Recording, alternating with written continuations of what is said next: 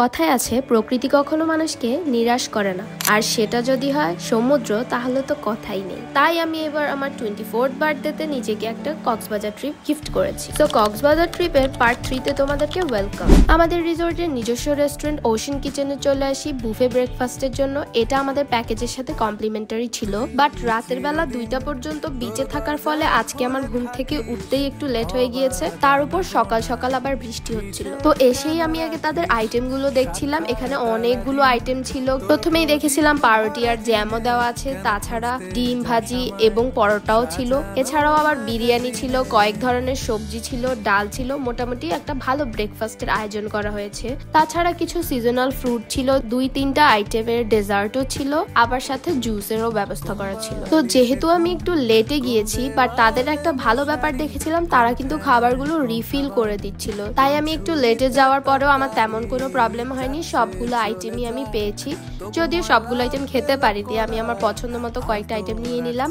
তারপরে তাদের রেস্টুরেন্টের সবচেয়ে মজার বিষয় হলো একদম সি ভিউ, মানে সমুদ্রের পাশে বসেই খেতে পারার যে ফিলটা। বাট আমরা যখন খাবারগুলো নিয়ে যাই তখন এত ঝড় শুরু হয়ে যায় যে সবকিছু উড়ে যাচ্ছিল, তাই এই পর্দাগুলো নামিয়ে দিচ্ছিল তারা। কিন্তু তাদের রেস্টুরেন্টে বসে খাবারের ফিলটাই অন্যরকম। তাছাড়া তাদের সবগুলো খাবারের টেস্টই অনেক ভালো ছিল। মন ভরে মজার একটা ব্রেকফাস্টের পর একটু চা নিলাম। তাদের এখানে চায়েরও ব্যবস্থা ছিল, যদিও আমার এরকম চা খেতে একদম ভালো লাগে না, বাট কিছু করার নেই, সকাল সকাল একটা চা তো খেতেই হয় মাস্ট।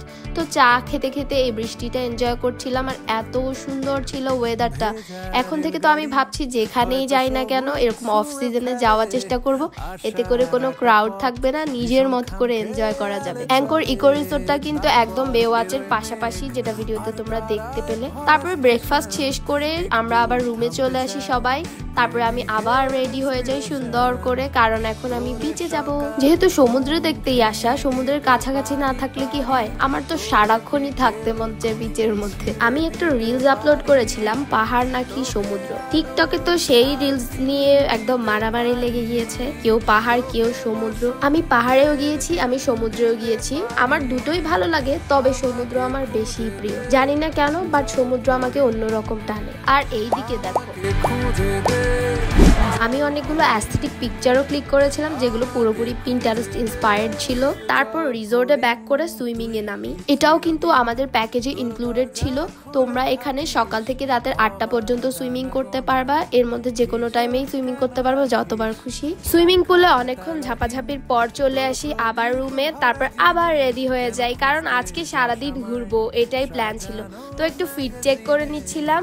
আর আমি কিন্তু এই ড্রেসগুলো কক্সবাজারের জন্যই মেনলি কিনেছিলাম। তোমরা আমার একটা শপিং হল ভিডিওতে দেখেছো।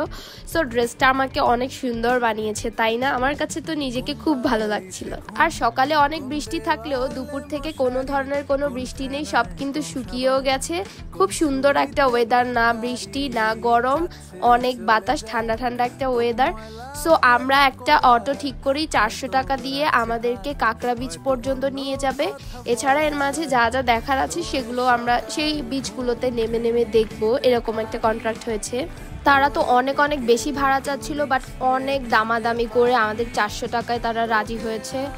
যা বুঝলাম যে কক্সবাজারে অনেক বেশি দামাদামি স্কিল থাকতে হবে। আর আমরা যতগুলো স্পট বা যতগুলো বিচেই গিয়েছি না কেন, লোকাল মানুষ ছাড়া তেমন কোনো মানুষই ছিল না। খুবই ভালো লাগতেছিল। আর এই যে দেখো, কাঁকড়া বিচে তো যেভাবে আমরা ভিডিওতে দেখি অন্যদের কাঁকড়া উঠে থাকে, ওইরকম কিছুই না। লোকাল একটা ছেলে কাঁকড়ার গর্ত থেকে হাত দিয়ে এই কাঁকড়াটাকে বের করেছে। ও মাই গড, ও কি সাহস!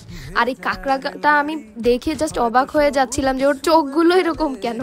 তারপর আমরা কাঁকড়া বিচ থেকে চলে যাই পাটোয়ার থেকে। আর এই সুন্দর সুন্দর দৃশ্যগুলো উপভোগ করতে করতে আমরা গিয়েছি। লিটারেলি এত সুন্দর ছিল, এত সুন্দর কক্সবাজার মনে হয় আমি আর কখনো দেখিনি। আর পাটোয়ার থেকে গিয়ে হাঁটতে হাঁটতে এই জায়গাটা পেয়েছিলাম যে ঢেউয়ের সাথে এই ঝিনুকগুলো এসে এখানে জমা হয়ে থাকে।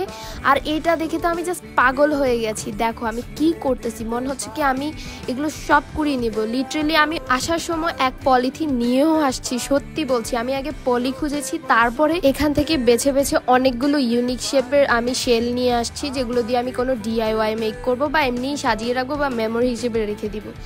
এরপর সানসেট পর্যন্ত আমরা এখানেই থাকি। অনেক বেশি ভালো লাগতেছিল, এত বাতাস ছিল, মনটা একদম হিল হয়ে যাচ্ছিল, খুবই ভালো লাগতেছিল। এন্ড আমি এই জন্যই অ্যাকচুয়ালি এখানে আসা, স্ট্রেসফুল লাইফ থেকে একটু স্বস্তির জন্য। সো আজকের ব্লগটা এখানে শেষ করছি, বাই।